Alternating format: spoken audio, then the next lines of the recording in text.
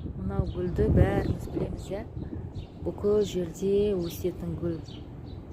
Мысалы, Аллахты еске ала алмайтындар адамдар болса, например, ше, сол Аллахты еске алуға жақсы мүмкіндік ше.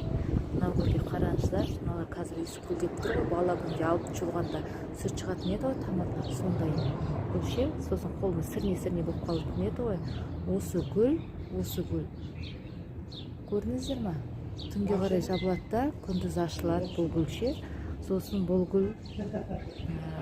гүл жабылғаннан кейін қандай күйге түсетінін қазір көрсетемін. Жабылғаннан кейін осындай гүлге айналады. Біз бұларды одуванчик деп атайтын едік қой. Өрлегенде ұшып кететін нәзік гүлге айналады, жаңағы сары гүлдер айналады осындайға. Осыдан Аллахтың құдіретін білуге болады ше. Субханаллах, Аллаху акбар деп Аллахты еске алсақ та болады. Мынау гүлдер ұшып кетті, мынау гүлдер жабылып тұр. Мынау гүлді көрдіңіз бе? Жабылып тұр. Осы ертең ашылғаннан кейін осындай одуванчиктар болады. Осындай одуванчиктар шығады. Көрдіңіз бе? Осы гүлді үрлейді балалар қызықтап ше. Осыдан Аллахты субханаллах, Аллаху акбар қалай пәктенеміз? Қалай Аллахты еске алмайсыздар? Сіздер айтыңыздар. Шуатырмыз.